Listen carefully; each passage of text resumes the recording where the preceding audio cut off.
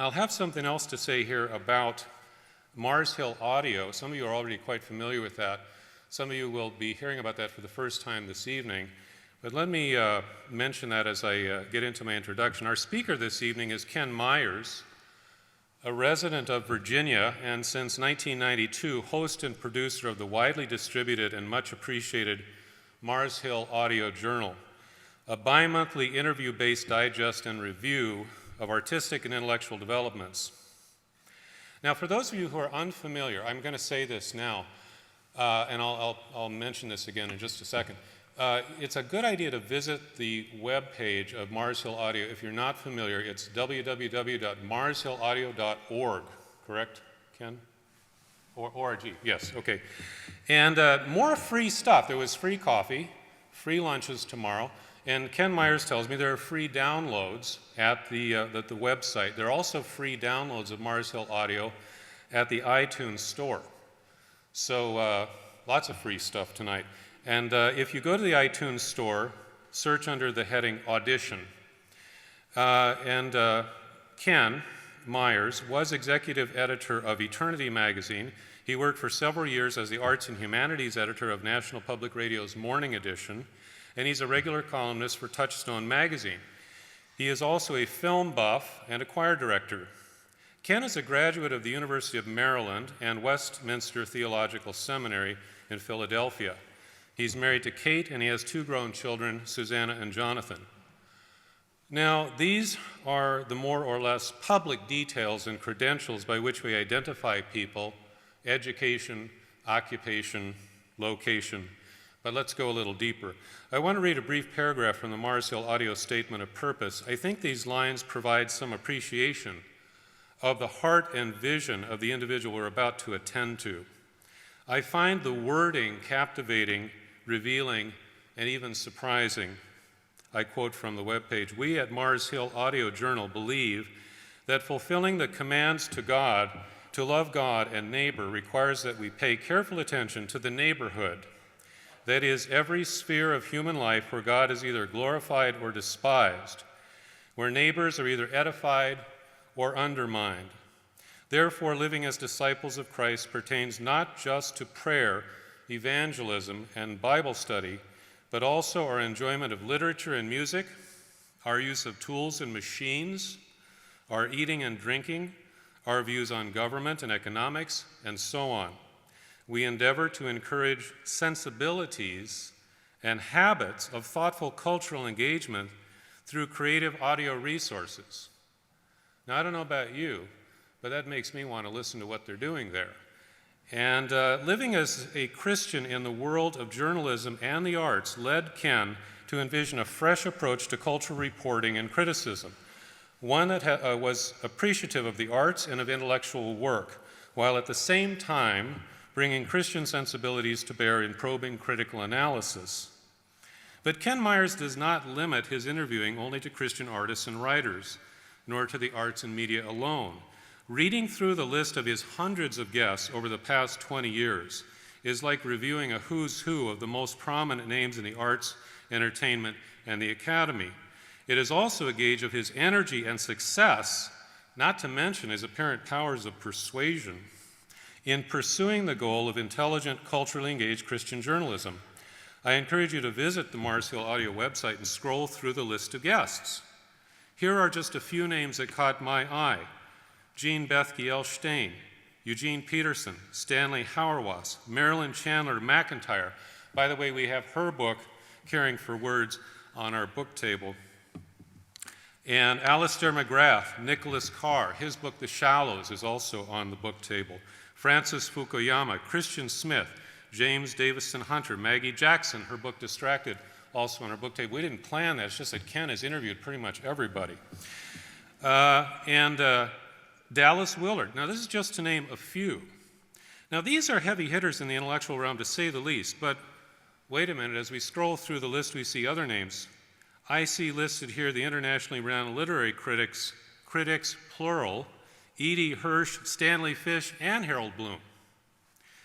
The celebrated detective novelist P.D. James. I want to know how Ken convinced her to come on and do a recorded interview. The distinguished economist Jeremy Rifkin, the philosopher of science who trounced Richard Dawkins in public debate, my intellectual hero, Mary Midgley, who's now 92 years old. Now here is, for me, the real surprise. The science fiction legend Neil Stephenson, author of Snow Crash and Cryptonomicon. I was at Harvard last summer with futurist techies, and they practically worship this guy. And Ken has interviewed him as well. I am sure I saw also Peter Skockel's name and David Meyers' name and Carol Simon's name as well.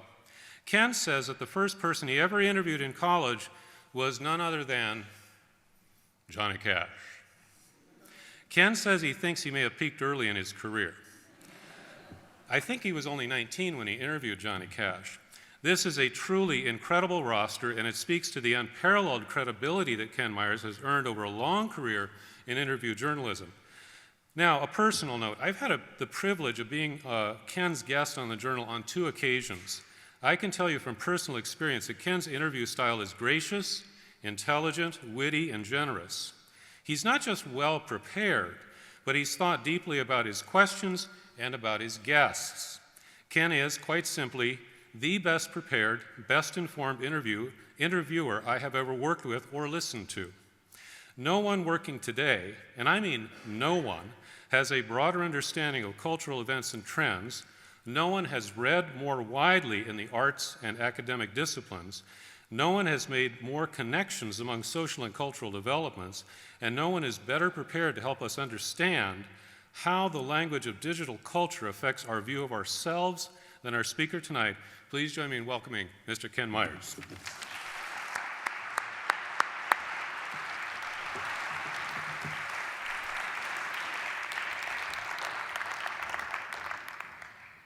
I don't need to say anything. I can leave and go get the free coffee now. So, thank you. It's great to be here.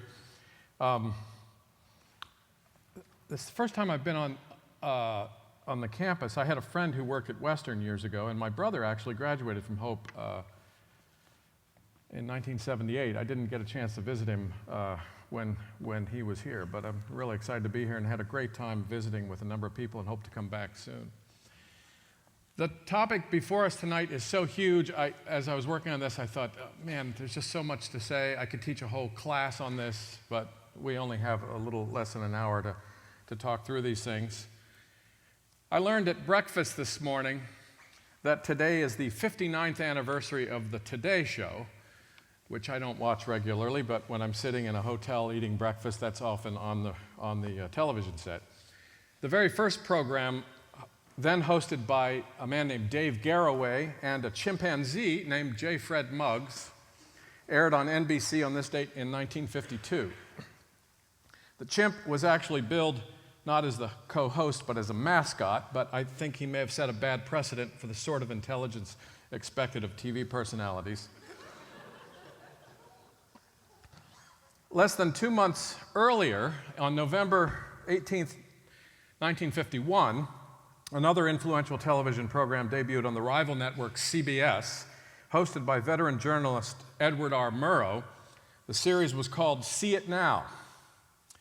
It was, in a way, a sequel to a popular radio series Murrow had hosted for CBS Radio called Hear It Now, which in turn developed from Murrow's famous wartime reports from Europe, most celebratedly from London during the Blitz, live broadcasts as the bombs are falling on London.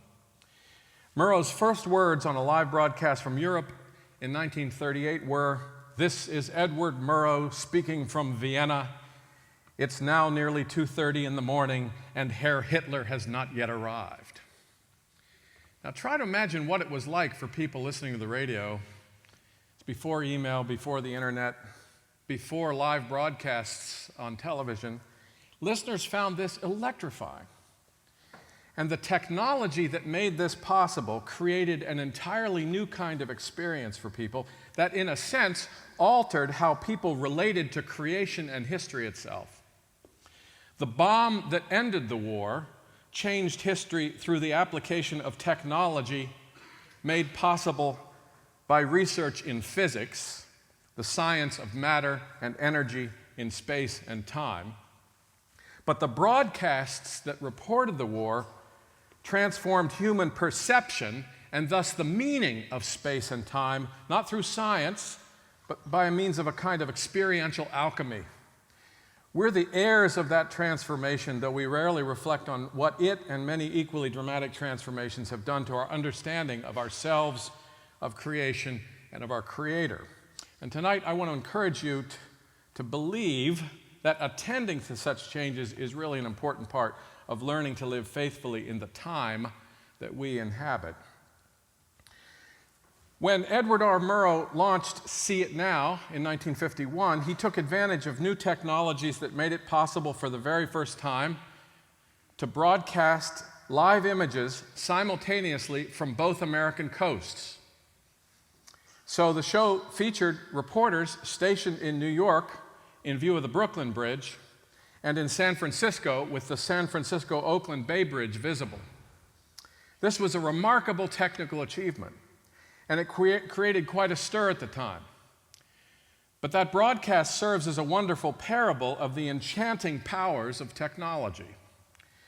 Unlike Murrow's broadcasts from London during the Blitz or from Vienna prior to the German invasion of Austria, there was nothing happening in either New York or San Francisco worth reporting on. It was the technology that became the story, rather than the technology aiding in communications. Television journalists soon found themselves finding stories that enabled them to play with all of their toys, or shaping the reporting of stories to fit the demands of a visual medium, when often there were no moving pictures that substantively aided in the telling of the story. Now, years later, Murrow, who's really a hero to broadcast journalists, kind of a saint, Murrow realized that he'd set a really bad precedent with that initial broadcast, and he said that if he had to do it over again, he would have launched his television series not by having cameras broadcasting live images from both coasts, but by finding a dozen of the smartest and wisest people alive, bring them into a plain studio to sit together in a circle and talk about really important issues of the day. Murrow came to realize that human purposes might be best served by the spoken word, by people in honest and earnest conversation, however technically retarded that might seem. Murrow's belated recognition of the way spectacular technical achievements can distract us from more important considerations is in keeping with the discussion of tragedy in Aristotle's Poetics. Aristotle lists 6 elements of tragedy, including spectacle, the work of technicians like set designers and special effects people. But he lists that as the least significant element of tragedy. More important are plot, character, and thought, what happens, who it happens to, and what it means. And then Aristotle lists diction, the form that language takes in expressing personal elements, and song, which also serves language in a different way. And then finally, spectacle. And when spectacle overwhelms our experience, the essence of tragedy is lost. To allow spectacle to gain the upper hand is to diminish the human, to diminish the possibility of meaning, and to reduce the significance of language. There is, I think, a Christian insight in Aristotle's discussion, an insight about the danger of becoming spectators beguiled by spectacle and not having ears to hear. It's notable that one of the attributes of worldliness itemized in 1 John is the lust of the eyes. I always think of guys with channel zappers suffering from this. You know, they're looking to see some. It's mostly guys who do this. Women are more patient with, at least in my experience. I'm told that women are willing to nurture a bad show into being better. Men are on the prowl looking for something more fun. Lust of the eyes we might interpret as a demand for spectacle, as a substitute for the human and linguistic dimensions of experience. Now, as someone whose undergraduate studies were in film theory and criticism, I like a good spectacle. But like Aristotle and St. John, I realize that what you see isn't always what you get, that seeing isn't always believing, and that technologies that are visually compelling have the capacity to make us bad listeners. And in the biblical account of human flourishing, there's a high premium placed on being a good listener. The ear seems to have more significance than the eye in the scriptures as an organ of meaning.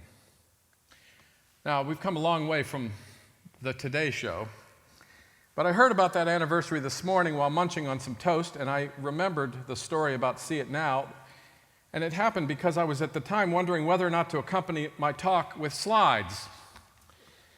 Sometimes I use presentation software, and I've witnessed some brilliant and artful and rich uses of this particular technology, as well as some embarrassing and trivializing uses of it.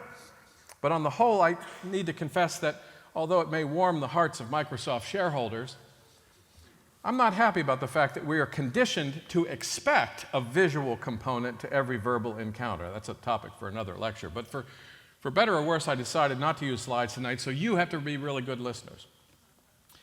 And I hope that this decision, coupled with this little excursion into television history, serves to demonstrate that technologies don't exist in a social, cultural, or ideological vacuum. People make choices about how technologies are going to be used, and the technologies themselves and the social systems within which they live are often biased in favor of certain choices, even if those choices might not best reflect the reality of human identity. It's often easier to redefine the human to accommodate our technologies rather than discipline our uses of technologies to best serve humane purposes. We can talk about technologies simply as devices and their specific capacities, but when we talk about the singular noun technology, sometimes with a capital T, we have in mind a kind of mental, social, even spiritual ecosystem to which the devices themselves give rise.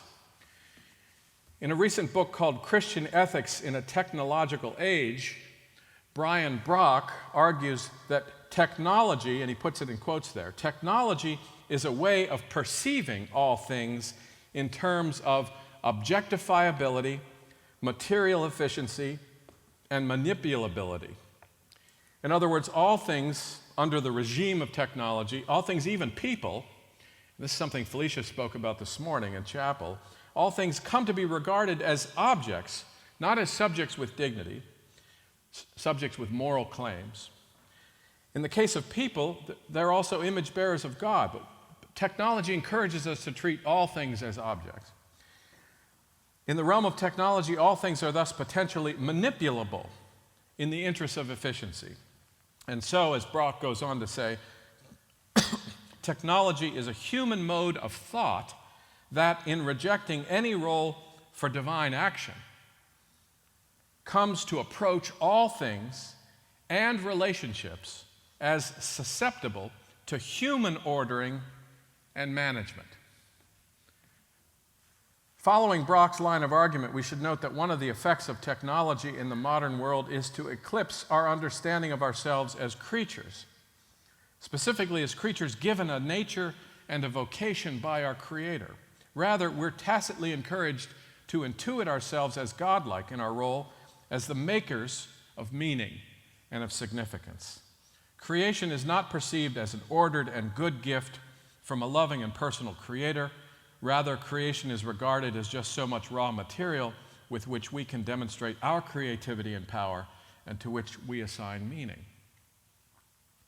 As sociologist Craig Gay has argued, for modern technological humanity, the important thing is not to discern how we might fit into a fixed order of nature, but instead how natural processes might be made to serve human interests.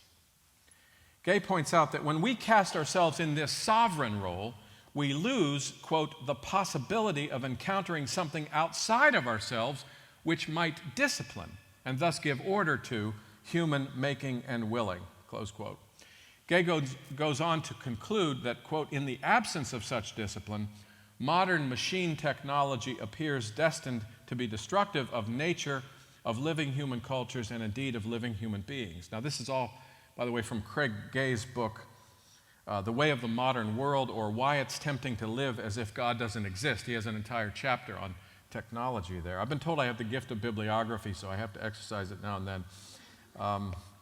And that is a book I've read with students many times and find very, very persuasive and compelling. He's a sociologist, teaches at Regent College. And he argues in the book that the structure of modern social life shaped in significant part by technological forces, makes plausible the radical secularity that Mark Husbands talked about last night.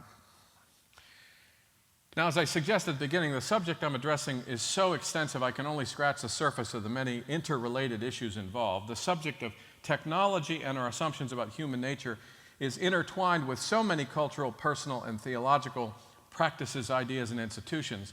I find it hard to know where to begin and where to end. One of the points I want to make is that living in a technological society affects more than our ideas. It shapes our sensibilities and expectations about what it might mean to understand and adequately address a cultural condition. When I was writing this lecture, I wanted to come up with a neat outline that worked like a flow chart. Analyzing the nature of the problem, proposing a programmatic set of responses. That's an engineering approach, and engineering approaches aren't always adequate for prompting wisdom. I should say nothing against engineers. I started college as an electrical engineering major. But the engineering approach isn't always the best approach. And the best I can do for you tonight is to convince you one way or another that these concerns are significant enough for you to invest some of your own time in reading and reflecting and conversing and praying about them, probably for the rest of your life. I want to begin the structure, that was introductory, with a quote from a book that doesn't talk very much explicitly about technology and human identity. But it does talk a lot about the way in which discipleship requires that we cultivate a deliberate and watchful attitude toward the cultural moment in which we live. It's a book by Eugene Peterson, who served as a Presbyterian pastor for most of his life. And in the book, Christ Plays in 10,000 Places, he observes this, right at the beginning of the book. It is the task of the Christian community to give witness and guidance in the living of life in a culture that is relentless in reducing, constricting, and enervating life. It is the task of the Christian community to give witness and guidance in the living of life in a culture that is relentless in reducing, constricting, and enervating life. Now, if you can't quite remember what the verb enervate means, which I couldn't the first time I read it, it means to drain of energy, to weaken. And Peterson's point here is that our culture, for all of its sound and fury, has a thin and anemic account of what would constitute a life well lived. And that the church, specifically local churches, communities, should be places in which the fullness of life is experienced. The promises made by the vendors of various technologies, and on a larger scale, the implicit promises made by the technologically driven project of modernity, flow out of an inadequate picture of human nature and the human vocation. And it's the task of churches to offer a better account, a better way, not just in their teaching, but in the shared way of life of their people. A number of years ago, I was at a conference on the church and technology, and the group at this conference consisted of theologians and pastors and philosophers and technology professionals and journalists. And we spent a day and a half talking about how the use of various technologies affected, for good and ill, the life of congregations. And this was a ways back, 15 years ago or so, at just about the time when churches were starting to have websites. And one of the concerns was the unintended consequences of new patterns of communication. What happens if we communicate this way rather than the way we used to? And at one point in the conversation, after about 6 or 7 hours of discussion, a pastor made some extended and energized remarks critical of the whole project. He thought the whole fussing analysis was way off base. He thought that we shouldn't worry about the church harming its ministries by uncritical use of technologies. He said, as a pastor, the way he looked at it, computers were simply tools that increased his efficiency. They were qualitatively no different from a typewriter. Well, at this point, there was an equally heated response from one of the other participants, a woman named Dr. Ann Forst, who's uniquely situated to respond. She's a scholar who had both theological training and advanced technical experience and was working at MIT's Robotics and Artificial Intelligence Laboratory, not a Luddite. And after the pastor finished his exasperated and skeptical rejection of what had been said, Dr. Forst exclaimed firmly, with her German accent still intact, which added to the drama, "A computer is not just a tool, it is a metaphor. No one ever compared a human being to a typewriter," she said. A hush fell on the audience. I don't think most people understood what she was getting at. I don't think the pastor did. But I really appreciated what she said and have come to appreciate it more and more over time. In referring to the computer as a metaphor, she's pointing out that many people commonly think of the computer as an adequate model for understanding how the brain itself works, for understanding how reason functions, and thus computers have had a great deal of influence in shaping educational institutions, not just as tools, but as metaphors that encourage certain assumptions about the nature of learning. And more deeply, computers have become metaphors for human nature as such. The use of computers has encouraged the sense that human beings are essentially information processors whose lives are invariably improved when they can process more and more information faster and with more capacious databases. The metaphoric power of computers is so strong that they've induced some people to fantasize about entirely eliminating their embodied existence, achieving a kind of immortality by uploading their consciousness to a computer. I'm not making this up. No, people believe this. I guess their computers have never crashed like mine has. I don't know what would happen. The computer as metaphor, reconfiguring our understanding of the human, may have a bigger effect on our culture than actual computers do, by affecting our understanding of the nature of rationality, of communication, of memory, of identity, of relationships, of many important aspects of human personhood. Tools are extensions of ourselves, and it's very tempting to re-envision ourselves as most essentially the wielders of certain tools. Give a little boy a gun and he thinks he's a warrior. Okay? Toy gun, of course, we don't give real guns. Even in Virginia, we don't give real guns. Well, till they're 6 or so. Technologies enable us to accomplish old things more efficiently, to accomplish entirely new things, and to organize life in different, sometimes previously unimaginable ways.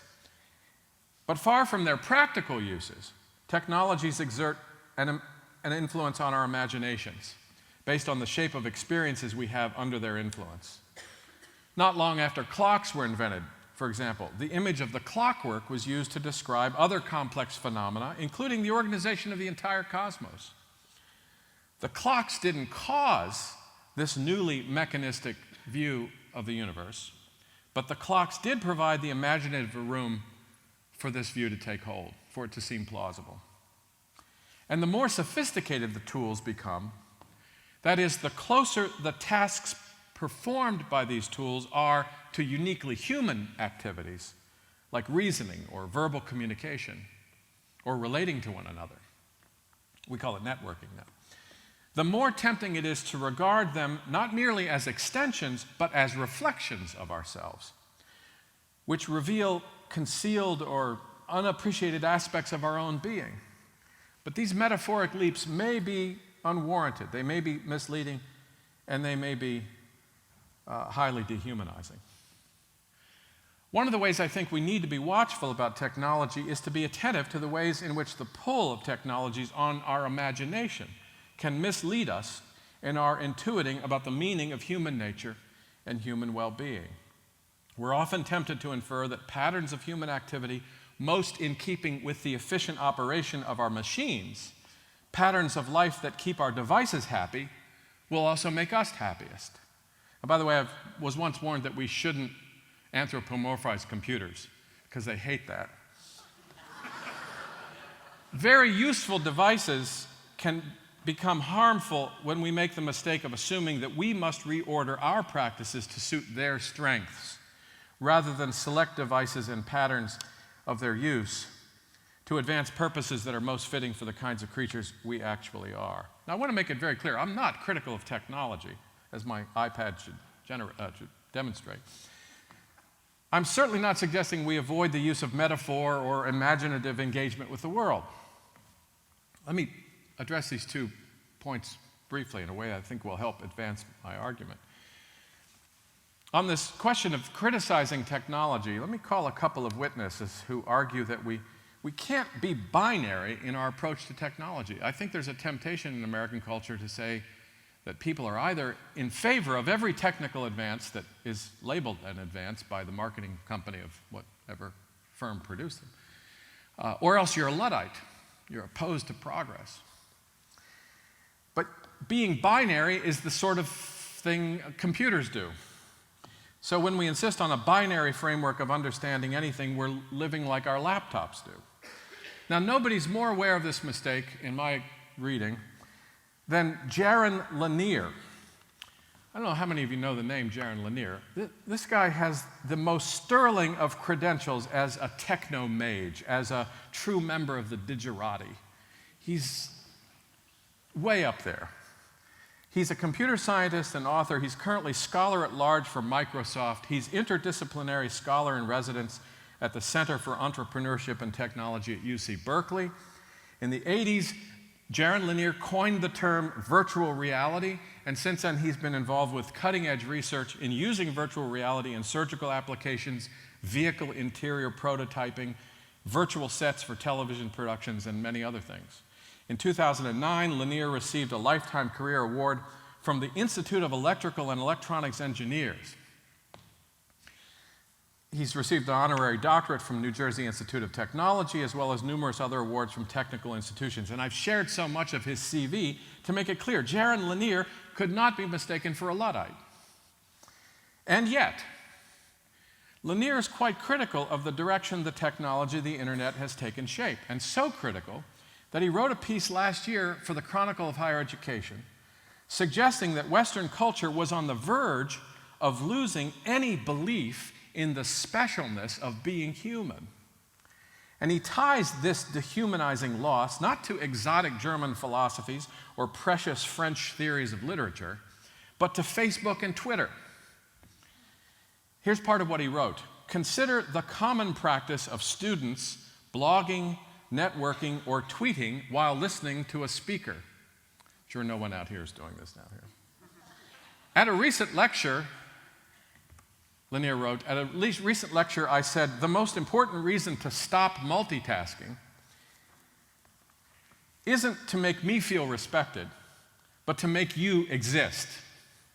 If you listen first and write later, then whatever you write will have had time to filter through your brain, and you'll be in what you say. This is what makes you exist. If you are only a reflector of information, are you really there, he asks. Now, Lanier has written a book exploring the sources and dynamics of this degrading effect of communications technologies. The book is called You Are Not a Gadget, a Manifesto. And at the close of the preface, he observes, you have to be somebody before you can share yourself. It's a great, great line. You have to be somebody before you can share yourself. And what he argues throughout the book is that we're losing our identity because we're kind of behaving in a machine-like way toward information. He argues that the shape of the practices of systems like Facebook deter the development of a self worthy of sharing. And he argues in this book that a number of influential technologists, powerful people who have made important decisions about the shape that computer technologies take in our lives, are committed explicitly to a philosophy really amounts to a theology, that insists that all of reality is just one big information system and that human beings are simply chips in the cosmic circuitry. Lanier calls this an anti-human approach to computation, and he believes that that view is present, it's operating in software and in systems design that all of us have encountered. Now, Lanier has raised questions like this with many of his colleagues, and he knows, he's up there in the stratosphere, he's on Mount Olympus with these other technology guys. But he says, the colleagues I disagree with often conceive our discussions as being a contest between a Luddite, and he puts in parentheses, who, me? Between a Luddite and the future. But, as he says, there's more than one possible technological future, and the debate should be about how to best identify and act on whatever freedoms of choice we still have, not about who's the Luddite.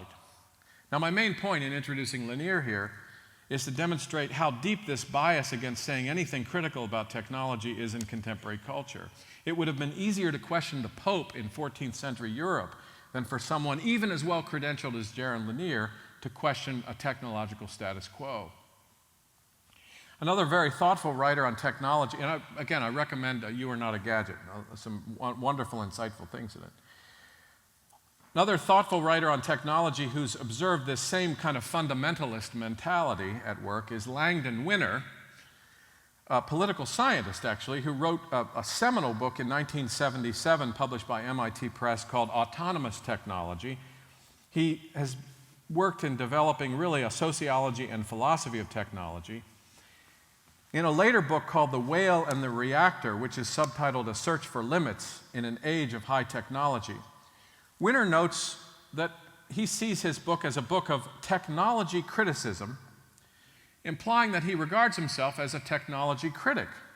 But he points out that this kind of role should be regarded really like being a literary critic or an art critic or a movie critic. He writes, quote, that if his book, quote, were literary criticism, everyone would immediately understand that the underlying purpose is positive. A critic of literature examines a work, analyzing its features, evaluating its qualities, seeking a deeper appreciation that might be useful to other readers of the same text. In a similar way, critics of music, theater, and the arts have a valuable, well-established role, serving as a helpful bridge between artists and audiences. Criticism of technology, however, is not yet afforded the same glad welcome. Writers who venture beyond the most pedestrian, dreary conceptions of tools to investigate ways in which technical forms are implicated in the basic patterns and problems of our culture are often greeted with the charge that they're anti-technology or blaming technology. All who have recently stepped forward as critics in this realm have been tarred with the same idiot brush, an expression of the desire to stop a much-needed dialogue rather than enlarge it. And he concludes his comments, if any readers want to see the present work as anti-technology, make the most of it. That's their topic, not mine. And I want to echo that invitation. To criticize the application of a technology or the consequences of a technology is not to oppose technology as such. Now, why does our society feel that way? Why is this why do people think Jaron Lanier is a Luddite? And I've thought about this a little bit. I think part of it may be the pragmatic cast of mind in America, which tends to give technologies the benefit of the doubt. Technologies are treated with enthusiasm. But it seems to me that if we were really practical, we'd be eager to ascertain which technologies are really best suited to accomplish the ends to which they're applied. It might be closer to the truth not to say that we're pragmatic and hence celebrate technology, but to say somewhat paradoxically that we have idealized practicality. We're so enamored of ingenuity and invention and the can-do energy of engineering that we find it too easy to lose sight or minimize the importance of ends, of the goals for which tools are developed. Ends that may in fact be threatened by new technical capacities. If a wondrous new device serves no previously acknowledged need in the interest of human flourishing, or if it actually impedes the pursuit of some good to which we'd previously been committed, we're nonetheless likely to vote in favor of the new gadget. Now, one way in which technologies are frequently given the benefit of the doubt is for people to say, and I've heard many Christian theologians say this, that technologies are neutral. They're simply tools that can be used virtuously or viciously depending on the intent of the one that uses it. But as Langdon Winner observes, the crucial weakness of this idea is that it disregards the ways in which technologies provide a structure for human activity. They really do provide a shape for how we live in many ways. Technologies are not merely aids to human activity, they're forces that reshape activity and its meaning.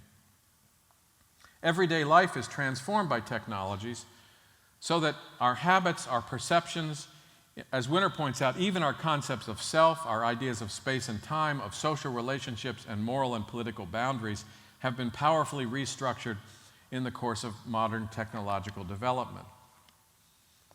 Technologies often convey new forms of power, and it's difficult to resist the offering of new capacities to do things, even if they're things we don't need to do, or want to do, or should do. New capacities for exercising control over nature and history are generally received positively by people who are afraid of angering the God of progress. And the cult of that God is one to which most Americans belong. But as Christian people, our duty is to love our neighbors. And that requires that we seek the best for our neighbors, which in turn requires that we sustain a vision for human flourishing rooted in an understanding of human nature that has certain fixed aspects and certain boundaries. Mere ingenuity isn't a reliable asset either for individuals or for societies. All the way back to the garden, promises of progress through the acquisition of new capacities or new knowledge have demanded careful evaluation. And Christians may be the only people left in the West who have a good reason to have a high view of the givenness and sacredness of human nature. So we ought to be the most discerning in evaluating whether or not specific cultural forces and specific technological developments advance or deter human flourishing. Now, next I want to say a little bit about this whole question of meaning and metaphor and imagination. When I suggest that technologies exert a metaphoric influence that can distort our understanding of human nature, I'm not suggesting that metaphors are always dangerous and to be avoided. In fact, I think it's impossible to know much at all without metaphor or apart from the work of imagination. In one of his literary essays, C.S. Lewis argued that reason is the organ of truth, but imagination is the organ of meaning. Reason is the organ of truth, imagination is the organ of meaning. In other words, when we say that when we pray, Our Father, there's a metaphoric construction there. Or when we say, the Lord is my shepherd, it's a metaphoric construction, and it's imagination, Lewis argues, that enables us to perceive what is meant by saying, the Lord is my shepherd. Or, as the psalmist says, a righteous man is like a tree planted by streams of water that brings its fruit in due season. Poetic expression is interpreted or found to be meaningful by imagination. Whether or not it's true is what reason does. Theologian Peter Mackey has unpacked Lewis this way. He says, imagination is required, first of all, for us to grasp the meaning of something, whether it be speech or action. Then, in some cases, our intellect can compare that meaning with what we already know, and so decide whether the new meaning fits well enough to be called truth. In C.S. Lewis's view, metaphors are absolutely necessary to establish meaning, so there's no problem with metaphor as such. Even words that we use that seem to be pure abstractions are often deeply buried metaphors, because almost all linguistic expressions have a figurative origin. The very word abstract means drawn away from, which is an active and concrete picture. Abstract is not abstract, okay? So the problem isn't that metaphors cloud the supposed purity of pure abstract reasoning. The problem is that some metaphors just aren't apt. They're not adequate to describe the reality that's present. Lewis observed in this essay that if our thinking is ever true, then the metaphors by which we think must be good metaphors. And he argues in this essay that the likenesses traditionally asserted between goodness and light, between evil and darkness, or between breath and soul are not arbitrary or fanciful, but they're representative of some likeness embedded in the order of creation. I'd go further. I'd argue that when Jesus says, consider the lilies of the fields, or when the psalmist does encourage us to consider the likenesses between a righteous man and a tree planted by a stream that yields its fruit, whose leaf does not wither, that when these likenesses are commended to us, they're reflecting a poetic structure in creation itself. I think when God created trees, he had that metaphor in mind so that we could know what righteousness looks like, so that our imaginations are involved from the beginning in the structure, very structure of creation. God created trees and lilies and marriage with metaphoric capacity in mind from the beginning, and creation is meaningful precisely because it's shot through with metaphoric possibility. But not everything can be likened to just anything randomly. I also tend to think that organic metaphors are more apt in describing aspects of human experience, since we're organisms, than mechanical metaphors are. Mechanical metaphors tend to be reductionistic. Organic metaphors retain the possibility of a mystery sustained by living things. There's a difference between God-made things and man-made things, between things begotten and things made. Now, Wendell Berry touches on this reductionism, the tendency to reduce everything to a mechanical model, in his book, Life is a Miracle. He says the most radical influence of reductive science has been the virtual universal adoption of the idea that the world, its creatures, and all the parts of its creatures are machines. That is, that there's no difference between creature and artifice, birth and manufacture, thought and computation. Our language, wherever it is used, is now almost invariably conditioned by the assumption that fleshly bodies are machines full of mechanisms, fully compatible with the mechanisms of medicine, industry, and commerce, and that minds are computers, fully compatible with electronic technology. Berry observes that this may have begun as a metaphor, but in the language as it's used, it's evolved from metaphor through equation to identification. And he says that this actually expresses a wish, or as he puts it, the sin of wishing, that life might be or might be made to be predictable. Whatever problems they have, machines, especially if you read the instruction manual, are more predictable than organisms. But part of the modern project is to make life predictable and controllable. Imagining the world to be a machine means that we have the capacity to re-engineer and hence to control it. And the great modern project is about expanding human control. Reimagining human life in mechanical terms is a way of enabling and legitimizing this project of control. Now, if you think Berry is overstating the case that people are regarded like machines, let me read a few passages from a book called Flesh and Machines: How Robots Will Change Us by robotics guru Rodney Brooks, who, when the book was published in 2002, was director of the Artificial Intelligence Lab at MIT. He's currently the Panasonic Professor of Robotics at MIT. I love that. Brooks says in this book, we are nothing more than a highly ordered collection of biomolecules. The body, this mass of biomolecules, is a machine that acts according to a set of specifiable rules. And later he writes in a spurt of anti-sentimentality, we are machines, as are our spouses, our children, and our dogs. Now, why did he leave out cats? I'm wondering. And later he insists, we, all of us, over-anthropomorphize humans. Hold on to that. Who are, after all, mere machines. Now, this brutally brave assertion brings to mind an observation in Wendell Berry's book. The language we use to speak of the world and its creatures, including ourselves, has gained a certain analytic power, along with a lot of expertish pomp, but has lost much of its power to designate what is being analyzed or to convey any respect or care or affection or devotion toward it. I remember I interviewed years ago a wonderful literary critic named Marion Montgomery.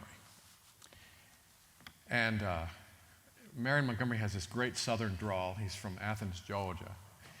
And he said, the opposite of love is not hate. The opposite of love is power.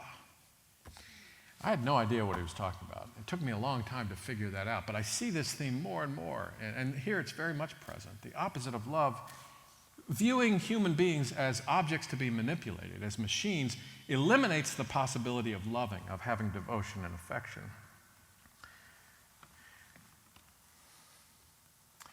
Technologies can invite metaphoric misunderstanding of the meaning of the human. They work on the imagination in subtler ways. We may not go to the extreme of describing human persons in terms of our devices, But we nonetheless find it easy to absorb something of the texture or rhythm or the ethos of technically inflected experience and then to amplify its significance. C.S. Lewis saw this profoundly, and in his 1954 address in which he assumed the chair of medieval and Renaissance studies at Cambridge, he pointed to an example when he suggested that the Industrial Revolution stimulated a cultural dynamic that radically distinguished modern culture from earlier times. And the main distinction he saw in place was the assumption that new things were always better things. And he asks rhetorically, how has it come about that we use the highly emotive word stagnation with all of its malodorous and malarial overtones for what other ages would have called permanence? Why does the word primitive at once suggest to us clumsiness and inefficiency and barbarity? Why does latest in advertisements mean best? Well, let us admit these are semantic developments that owe something to the belief in spontaneous progress. But I submit that what has imposed this climate of opinion so firmly is a new archetypal image, that is, a new metaphor. It is the image of the old machines being superseded by new and better ones. For in the world of machines, the new most often really is better, and the primitive really is the clumsiest. But he goes on to argue that the mentality that assumed that new was better is evidence of an approach to life that separates us profoundly from our ancestors. Our assumption, he said, that everything is provisional and soon to be superseded, that the attainment of goods we've never had rather than the defense and conservation of those we have is the cardinal business of life, that would most shock and bewilder them if they could visit our time.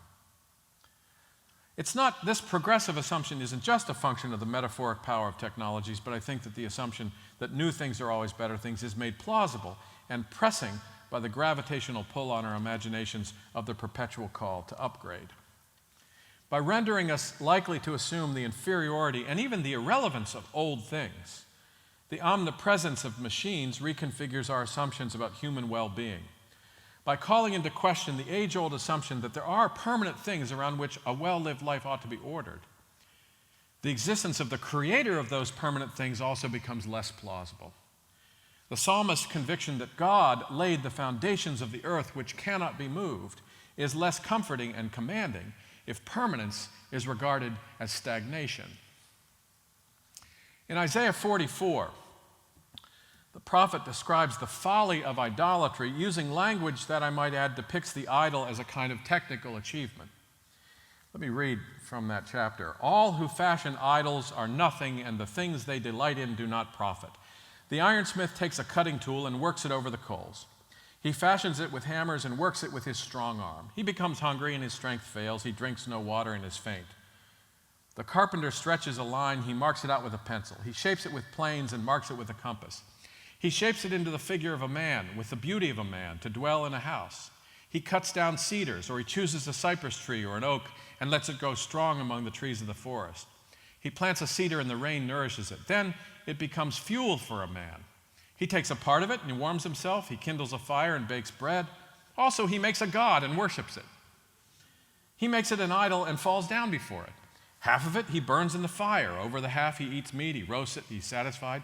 Also, he warms himself and says, "Aha, I am warm. I've seen the fire." And the rest of it he makes into a god, an idol. You getting the point? I mean, it's like he's belaboring this point. He falls down to it and worships it. He prays to it and says, "Deliver me, for you are my God." The absurdity of this is remarkable. Idols need to be recognized, he's saying, as merely things of human making. And in Psalm 135, we see a very similar passage where the psalmist writes, "The idols of the nations are silver and gold, the work of human hands. They have mouths but do not speak. They have eyes but do not hear. They have eyes but do not see. They have ears but do not hear. And there is no breath in their mouths." So they have attributes which appear to be personal, but the appearances are deceiving. And then comes this warning to idol makers, and I would suggest to those of us involved in technologies.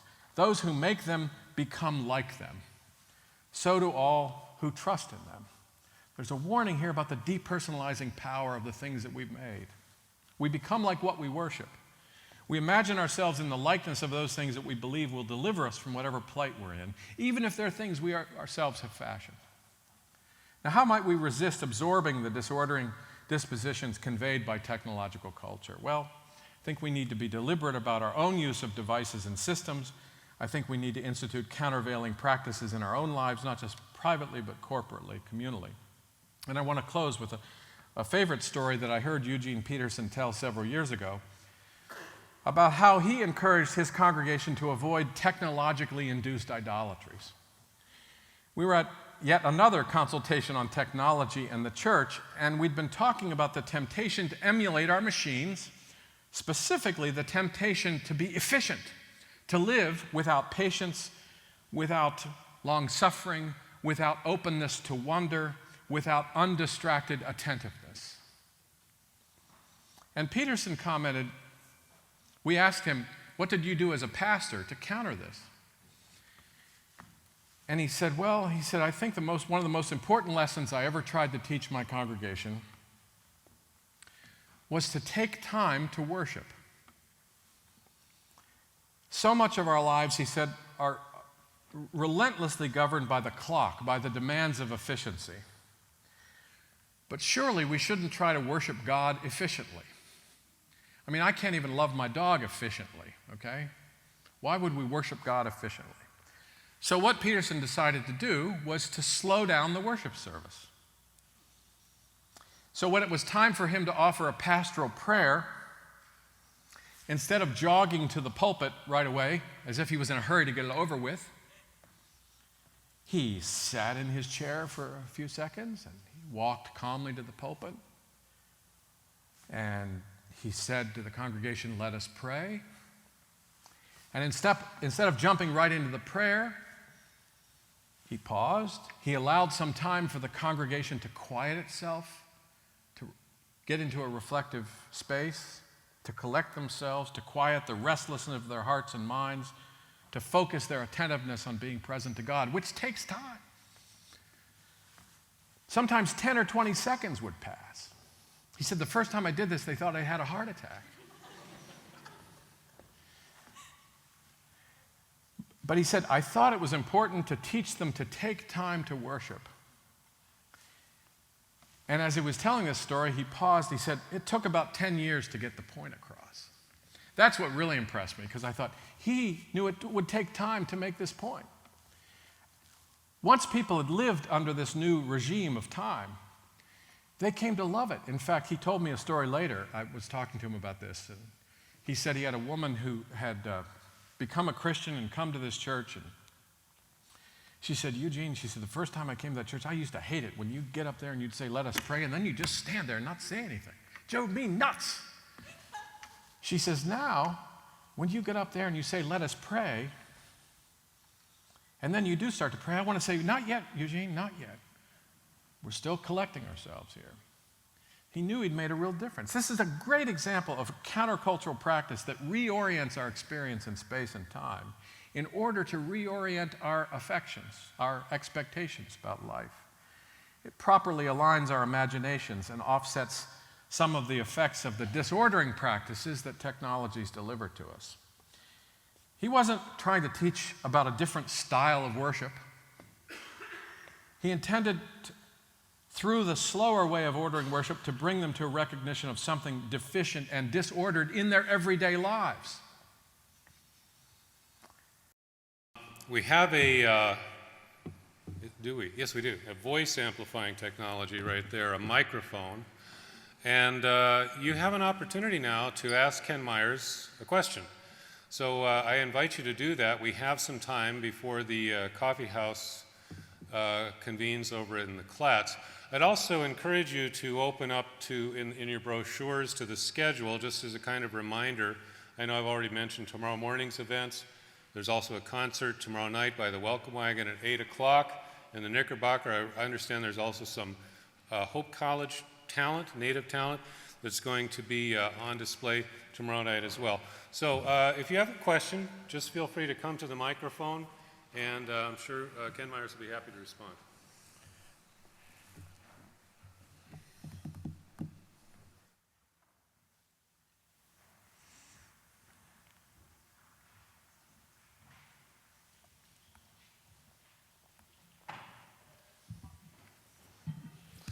Hello, Mr. Meyers. Thank Hi, you Noah. for that wonderful lecture. My name is Noah Livingston. I'm a senior at Western Theological Seminary just across the lawn. And I had two quick questions, and I guess you can field whichever one you want to. The first is, I'm wondering if you have any thoughts on what this notion of pervasive upgradability, always looking for the next thing, what that's done to our sense of eschatology. So that's the first question. And then the second question is, in speaking of the importance of metaphor and of finding good metaphors, what, as a fairly recent graduate of Hope College, wondering what the life of the school, everything from the student to the faculty to the administration, how we might live and breathe and helping to make good metaphors. Yeah, let me respond to that first one, or second one rather. It's a great question, and I think I was talking to Trig earlier today about the place of poetry in our lives. The basic unit of poetry is metaphor, not rhyme or rhythm or, I mean, really the basic unit of poetry is the likening of one thing to another. And I think the basic unit of wisdom, if I can call it that, is also the recognition that one thing is like another. The wisdom literature is written in poetic form, largely because our way of understanding the world is through recognizing these kinds of patterns that are there. So I'm a firm believer in increasing the place of poetry in our lives. I don't know how many of you grew up in K through 12 and were required to memorize poetry. My sense is that that's not as common as it was 30 or 40 years ago, partly because the culture around us doesn't believe that language is as powerful and as important as we believe it is. And I've long thought that institutions of Christian higher education, and particularly seminaries, in fact, I think seminaries should have required courses on poetry, not the poetic books of the Old Testament, but on poetry, so that seminarians and pastors should be writing poetry. They should be writing sonnets or limericks or whatever, and have a feeling for poetry, have a feeling for language and metaphor and poetic expression, partly because so much of the Scripture comes to us in that kind of form, but also because I think that that to perceive the world poetically rather than analytically, to perceive the world in terms of likenesses, is more constructive for wise living than perceiving it just in terms of patterns of control. So I'd say make poetry more a part of the communal life. There was a time when to go to college included discovering poetry, and to be in your late teens and early 20s was a time when you began to attach yourself to poets who really spoke to you in some deep way and communicated to you in some deep way. And I get the sense that that's not as common as it was 50 years ago or 100 years ago. With the exception possibly of poets in the music that we listen to, not a lot of which is great poetry, I have to say. And I said it.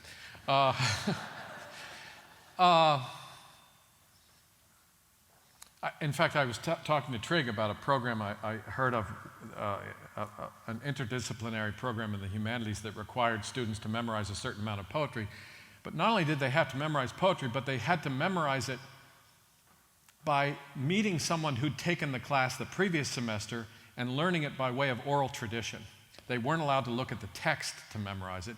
They had to learn it orally, which is how poetry's written for orality. And they actually had to participate in part of an oral tradition, which taught them something else besides just the poetry. What was the first question again? Eschatology. Yeah, that's an interesting question. I hadn't thought about that.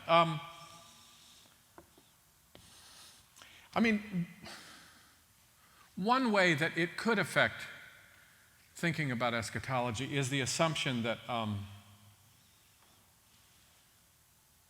It is to reduce a sense of the dramatic interruption of things that Christ's return brings. To see, if we think that we're just going to upgrade life until it's good enough for Jesus to return or something like that. I think that, I don't think, I mean, eschatology does have, obviously, the hope that Christians have is an eschatological hope. But it's not a hope that is built on the impression of incremental progress. I think the upgrade mentality is a mentality of incremental progress. The idea of a total disruption or paradigm shift or again an interruption in things, which I think is and something that interrupts in a way we probably wouldn't have imagined. And I say interrupts, not destroys or undoes. So I think there might be something, but I haven't thought that much about it, but I shall. So.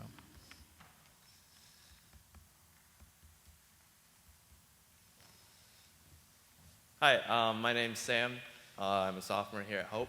I just had a quick question on how you kind of finished out your presentation about Reverend Peterson. Yeah. And you brought up the point about, at the very end, how it took 10 years for, is that right? Yeah. In terms of that. I was just wondering, like, do you foresee some sort of time frame? Or maybe I was wondering maybe how that pertained to your aspect. Well, I think that dispositions, I mean, he's working against a habit of the heart. He's working against a kind of disposition or prejudice or preference or bias or whatever we want to call it that was deeply ingrained in the lives of his congregation, as they are in the lives of most of us. And he realized that wasn't something he could give a lecture about or a sermon, and then suddenly, people could flip a switch and have a different attitude. He realized that it was something that would take a lot of time. I think that I've shared this story with many pastors, and the common response is, "That's brilliant," and then my congregation would never put up with it. So I asked myself, well, why did his congregation put up with it? And having read a lot of his books, I think it's partly because they perceived that he loved them. I think they trusted him to do something wacky and unexpected because they knew that he loved them. I mean, I've talked to him about his patterns of pastoral care. First of all, he doesn't think churches can be more than 200 people because he doesn't think you can care for more than 200 people. Secondly, he doesn't wait for people to come visit him. He goes and visits all of his people regularly, and he usually doesn't make an appointment. He would just show up at their office or show up at a ball game or show up somewhere. How you doing? Just wanted to say hi. And see them where they were and visit their homes and get involved in their lives. And they knew that was that expressed the fact that he really did care for them and he wasn't just kind of promoting some kind of program. And I think that they must have perceived that he was wise and were willing to tolerate the practice. I don't know that he ever explained to people why he was doing it, which I think is very wise. I think sometimes when we explain why things ought to be done, we actually obscure the apprehension of the thing. And sometimes because the reasons can't be verbalized. I met with a pastor when I was in my early 20s for a year in a discipling relationship. And the first time I met with him, he said, he asked me two questions I did not expect. I thought he was going to ask me questions about my Bible study and prayer life and other things. And he said, do you know any poor people? And I said, no, I don't know any poor people. He said, here's the name of a family. I want you to get to know this family and come to our church. And then he said, do you do any work with your hands? And I said, well, I edit audio tape. I was working at NPR. He said, no, that doesn't count. He said, I want you to take up gardening or woodworking. So I found a deacon in the church who had a shop in his basement, and I started building bookshelves, which was a useful thing for me to build. But the thing that impressed me years later, thinking about it, he never said to me, here's why this would be useful. Here's the insight you'll learn from this experience. He knew that the practice would teach me something if I dedicated myself to it, and he trusted the practice to do that. Now, again, it took time, and I think something did. I think something did happen because of that. So I think that I realize this is really challenging, and I realize that a lot of pastors probably would have a hard time doing something like that to change the pace because people do have expectations. What I hear from talking to pastors and things I've read and it's really tragic, that I think the average stay of a pastor in a congregation is something like 3 years before they move on and start somewhere else. And I think part of it is because congregations expect the new pastor to fix everything within a 6-month period, or we'll trade him in when the warranty's over. Which, how do you break that cycle? It's tricky to figure out how to break that cycle. But I think it is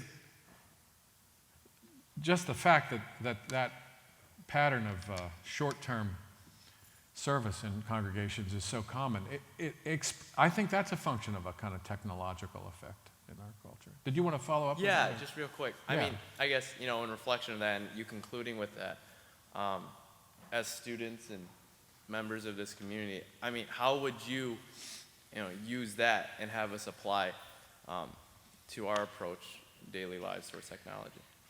In personal situations. Exactly, yeah. Yeah. Because you were talking about, I don't know if the right word would be resistance, but. Yeah. Well, again, I would, I think,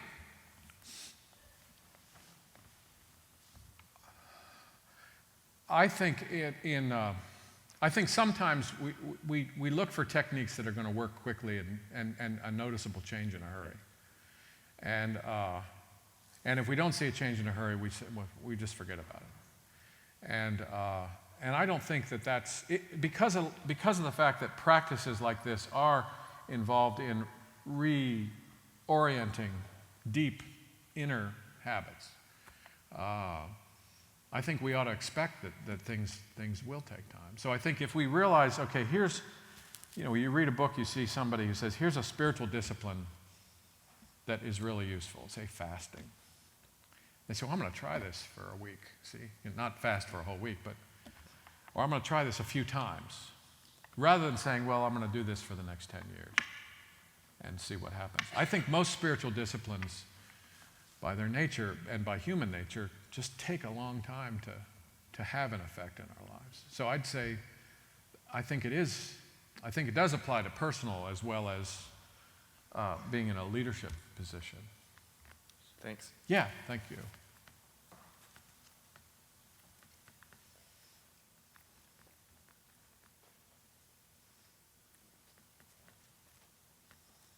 My name is Lynn. I'm a member of the Lead Pencil Society.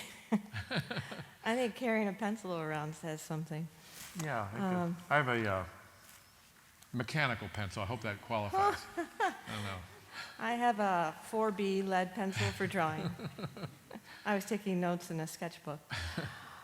I was. The young man who just spoke, my question, I'm glad, came after his. I find it very, can't think of that word right now, but it will come. I am pained, I guess, when I see how in churches and in relationships we hide behind emails. Mm-hmm.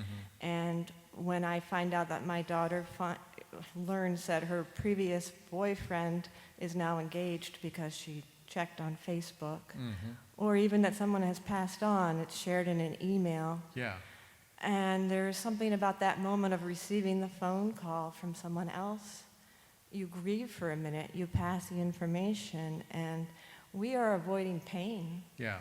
And the landscape of a human face, or at least the tone of a human voice. You know, when babies respond to a face, if you hold up a computer screen to a young baby, you know what I mean? Yeah. I mean, when you continue to extrapolate. Right. And so I guess I would encourage the young people to, in that slowing down thing, Yeah. romance. Where's Right. the romance Yeah. when you can call someone 5 times a day, or I don't know. That's Right, just yeah, kind of where I yeah, go. Yeah. Well, I don't know if that's a question. well, no, it's a great comment. It's a portion of my lecture that I didn't get to include, actually, because, Okay. because I knew you wanted to include that. but that's so, actually, thank yeah. you so much. Yeah, you're welcome. I'll pay you later for having done this, but I didn't really get a chance to get into the whole question of the role of the body in all this, and how Yeah. there's a Gnostic tendency.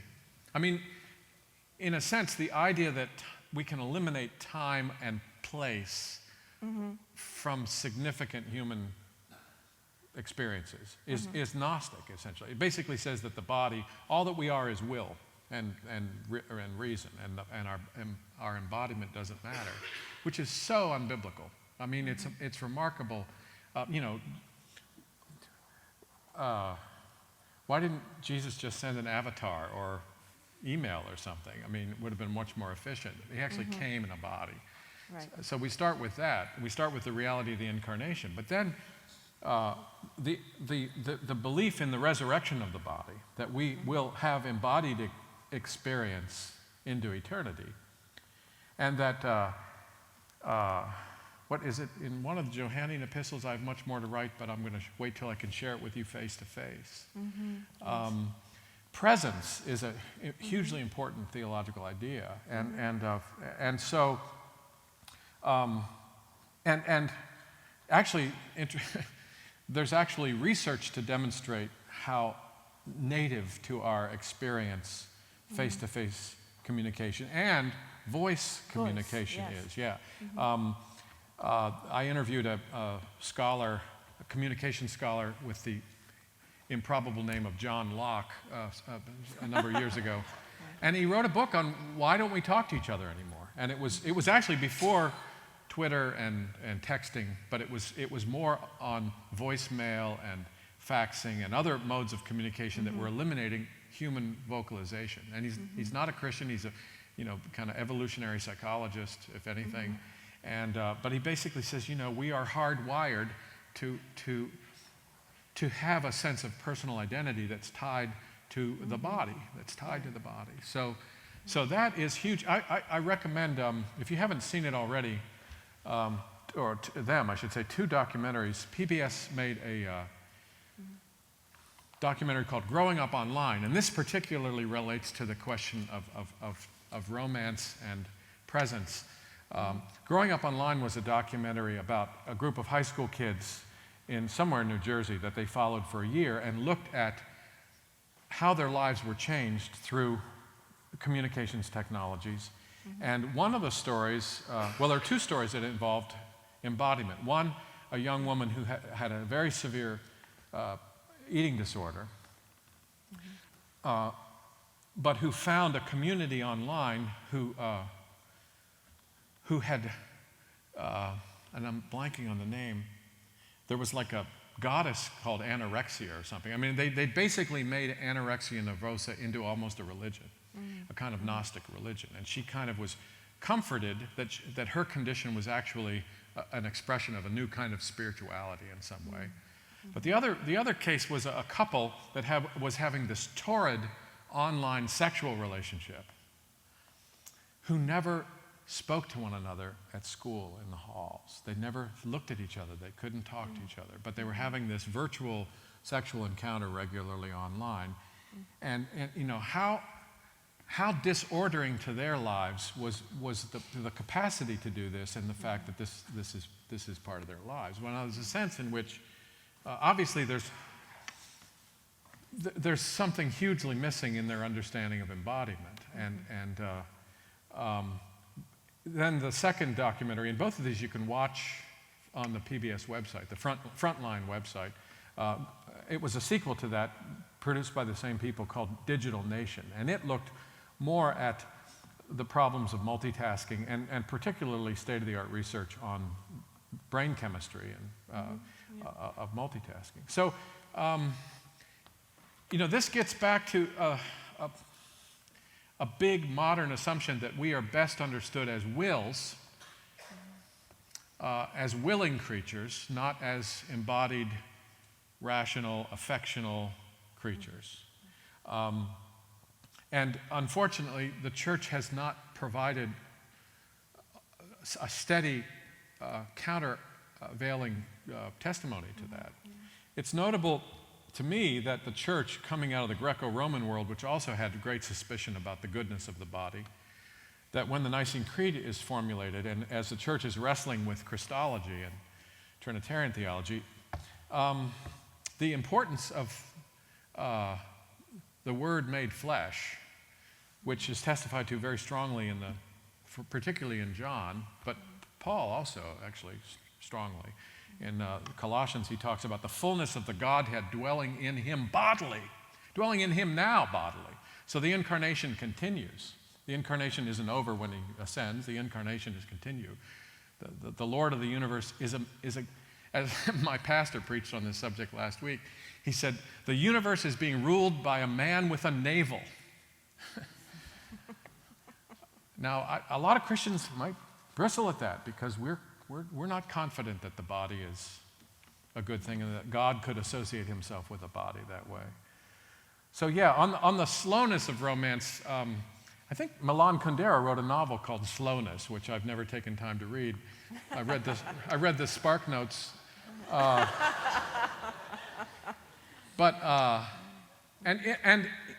one of the themes of the novel is a lament in the delight in things that take time. That things that take time can actually be wonderfully delightful. I mean, if you've ever had I think Christians should be at the forefront of the slow food movement. I don't know if there's a chapter here in Grand Rapids or not. But to recognize that time is not a burden or an obstacle to be overcome, but that time is actually a gift, an ordering gift of delight. Music takes time. In fact, I haven't read a lot of theology on this, but I'm not convinced that the hymn, When the Roll is Called Up Yonder, is correct, because it says, when time shall be no more. Now, I think that music, I think, is unimaginable without time. And it's actually not terribly attractive without time, because it's actually in the time that it takes to be itself, to become itself. I mean, if you listen to Brahms's First Symphony, for instance, and that great transition into the fourth movement, which if you hadn't taken time to listen to the first three movements, it wouldn't be this great moment of joy that it is. If I can ramble on for one more second, there was a letter to the editor of Wired magazine about 10 years ago by an unfortunate soul who was responding to an article they'd had on technologies of neural implants that would communicate directly to the central nervous system, and possibly they're hoping to the brain so that people could transfer data wirelessly or through a network. And cool. And I wouldn't have to ever talk to people. And this guy wrote in the letter, and he said, wouldn't it be cool if we could wire up somebody who really understands music and wire up all of their sensations and record them, and then jack in a signal from that recording so that, and here's what he said, so that we could experience all of the greatness of Beethoven's Ninth Symphony without having to take time to listen to it. Oh. And I thought, this poor person, the idea that we could experience it instantly. Yeah. He doesn't realize that what music does is sanctify time. It orders time. It makes time a mode of delight in ways that... So, yeah, there are lots of ways in which embodiment is still despised, and I do think you're absolutely right that face-to-face conversation, I mean, I've heard of people getting fired by email, and they feel violated. At some deep level, they feel violated because of it. I've wondered whether pastors will start tweeting people in the hospital instead of actually visiting them. Hey, we could do this with prisoners too, and that would save a lot of time. Yeah, that physical presence is absolutely irreducible, and not just in extreme instances of getting fired or finding out that someone no longer loves you, but it seems to me that that should be something I think that we really need to. Even, Felicia was talking this morning about people talking to each other in the grocery store. And one thing I thought of is how often I walk past people who don't even know I'm there because they're talking on their cell phones. Right. So my physical presence, or you get into an elevator and everybody's on their BlackBerries or cell phones, and the fact that you're present there isn't registered. And I think physical presence is a kind of moral demand. It makes a kind of moral claim. And so I think our cell phone, smartphone, BlackBerry hygiene should be remarkably different. We should be people who are known for our presence to others rather than being as absent as everyone else is. Thank you. So, yeah, thank you. Yeah. Okay, thank you.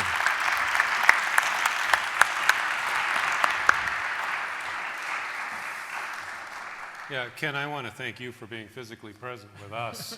I know I do some speaking occasionally, and he's had to leave his home, his family, his work to come be with us. And he came in Wednesday. He's not leaving until tomorrow afternoon. So it's very generous, and I really do. We appreciate it. Thank you very much.